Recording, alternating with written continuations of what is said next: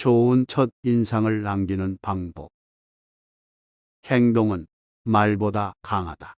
그리고 그 중에서도 한 번의 미소는 저는 당신을 좋아합니다. 당신은 저를 행복하게 합니다. 당신을 만나서 정말 기쁩니다라는 뜻을 전달한다.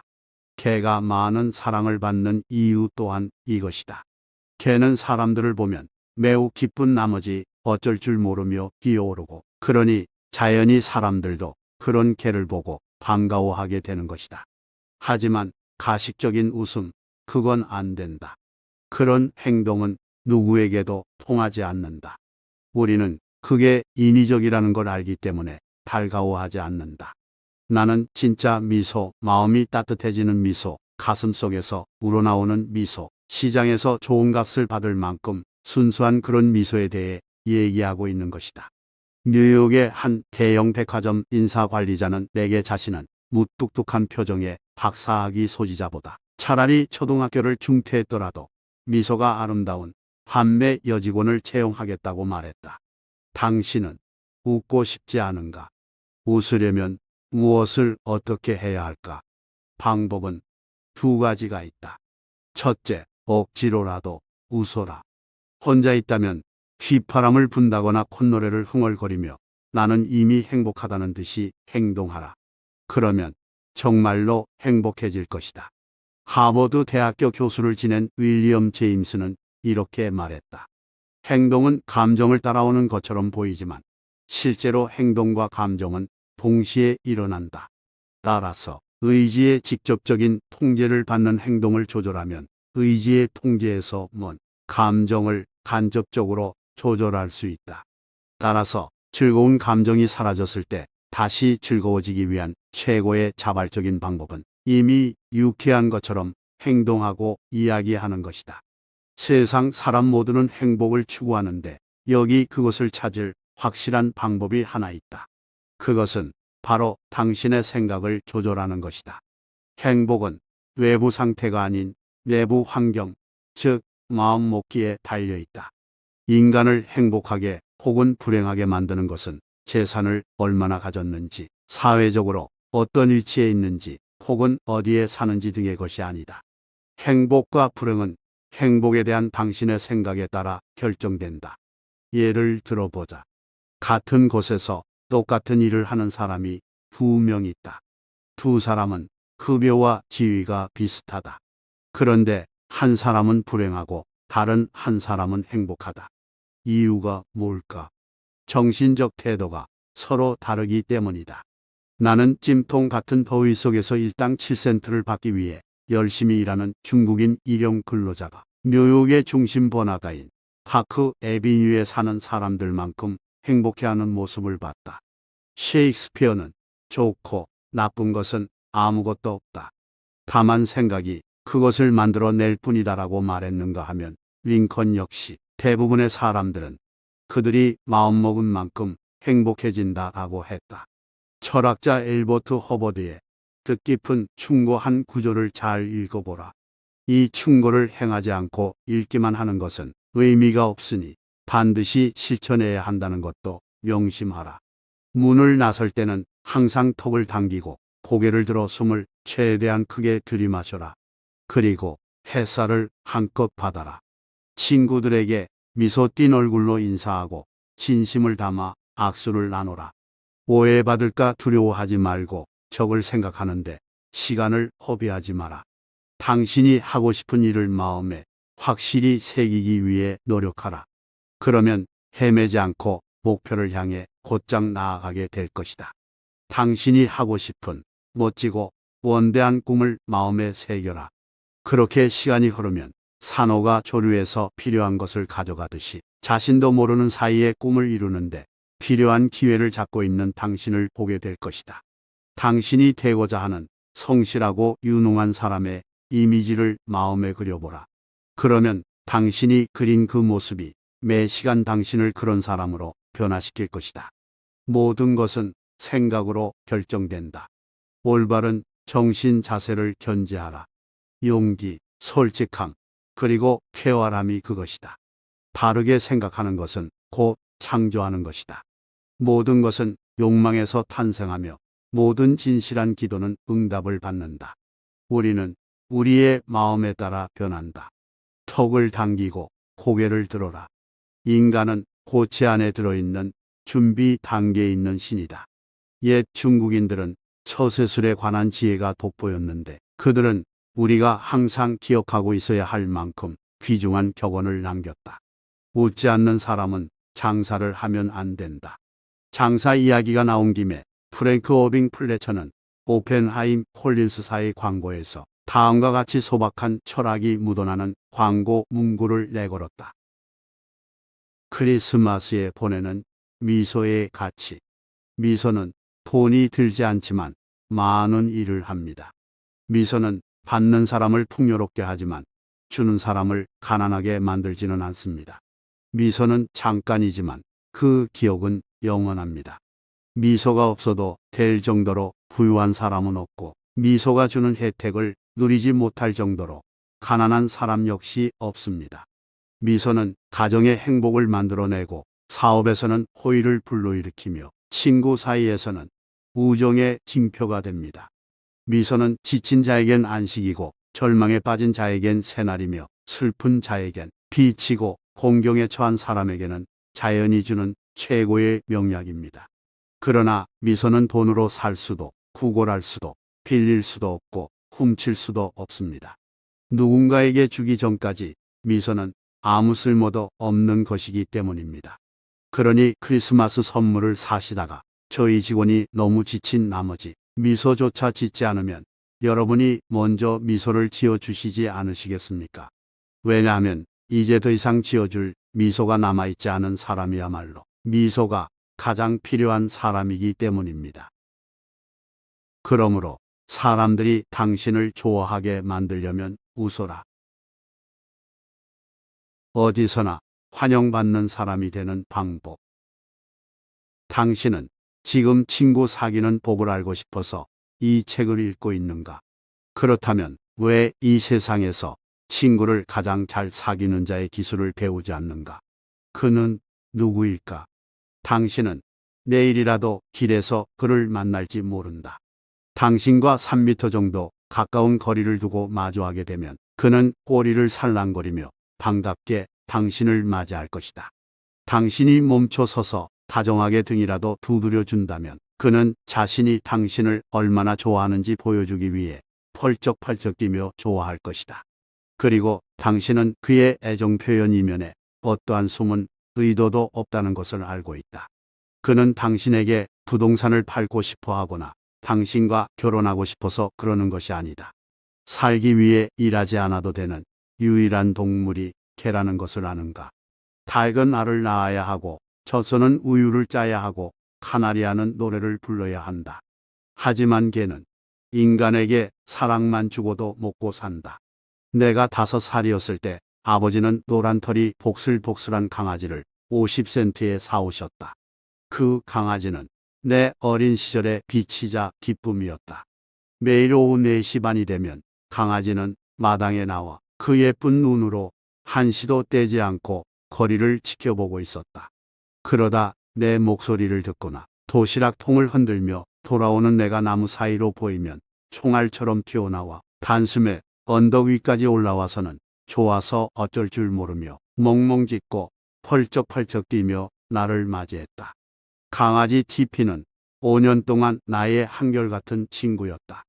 그러던 어느 날 밤이었다. 나는 그 밤을 영원히 잊지 못할 것이다. 티피는 나에게서 30미터 정도 더 떨어지지 않은 곳에서 벼락을 맞아 죽고 말았다. 티피의 죽음은 내 유년 시절의 비극이었다.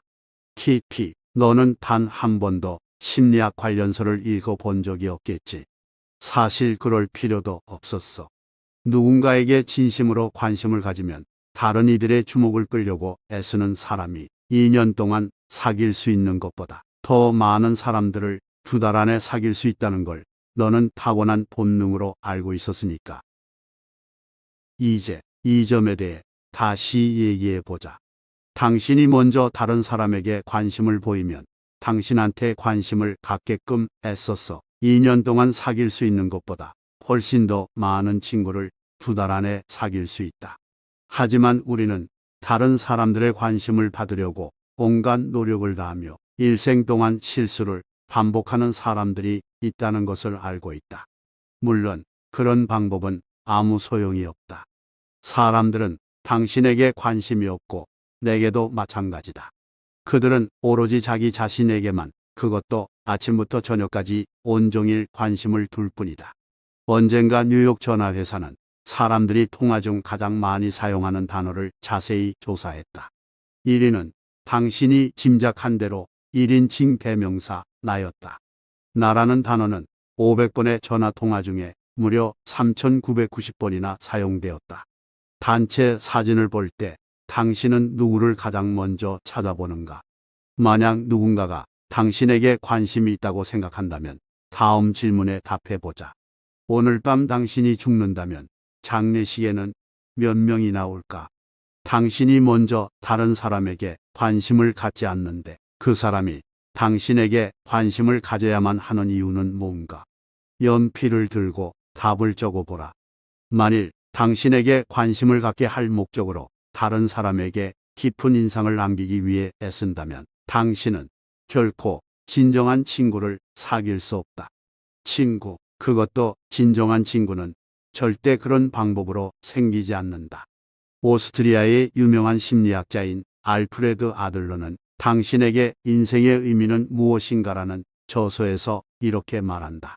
타인에게 관심을 갖지 않는 사람들은 인생에서 큰 고난을 겪고 타인에게 가장 큰 상처를 준다. 인류의 모든 실패는 이런 유형의 사람들로부터 기인한다. 당신이 아무리 수십 권의 두꺼운 심리학 서적을 읽는다 해도 이렇게 뜻깊은 구조를 찾기란 쉬운 일이 아니다. 나는 반복하는 것을 싫어하지만 아들러의 말 속에는 깊은 뜻이 있기 때문에 되풀이해 보겠다. 타인에게 관심을 갖지 않은 사람들은 인생에서 큰 고난을 겪고 타인에게 가장 큰 상처를 준다. 인류의 모든 실패는 이런 유형의 사람들로부터 기인한다. 예전에 뉴욕 대학교에서 단편소설 창작에 관한 강의를 들었을 때 당시 콜리오스 지혜 편집장이 초청 강사로 온 적이 있었다. 그는 자신의 책상에 굴러다니는 수십 편의 소설들 중 아무거나 하나 집어들어 몇 구절만 읽어도 그 작가가 사람에 대한 애정이 있는 사람인지 아닌지를 알 수 있다고 말했다. 그리고 이렇게 덧붙였다. 만약 작가에게 사람에 대한 애정이 없으면 사람들도 그 작가의 작품을 좋아하지 않습니다. 이 딱딱한 편집장은 창작 수업 중에 2번이나 멈추고서는 자신이 너무 설교조의 말을 늘어놓아 미안하다고 하면서 이렇게 말했다. 사실 제가 하는 말은 설교 시간에 듣는 내용과 다를 바 없습니다. 하지만 명심하십시오. 작가로 성공하고 싶다면 사람들에게 관심을 가져야만 합니다.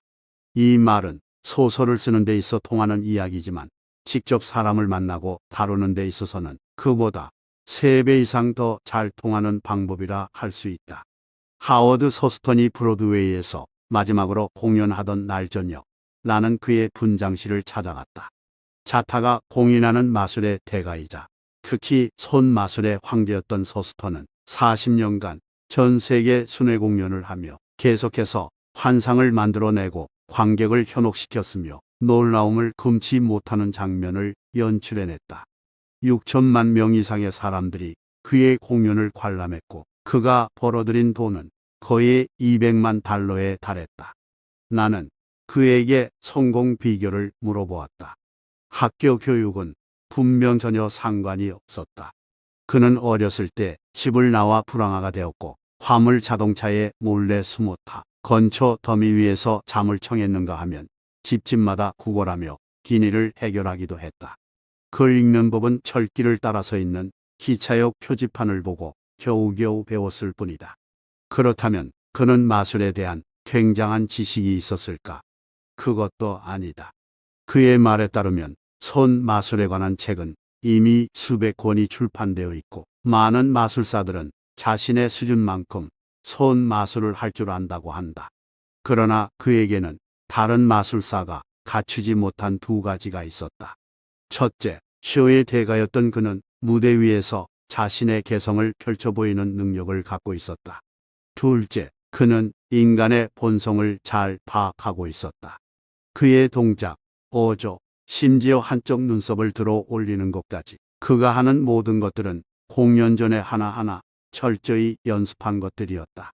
그의 동작은 몇 분의 1초까지 치밀하게 계획된 것들이었다.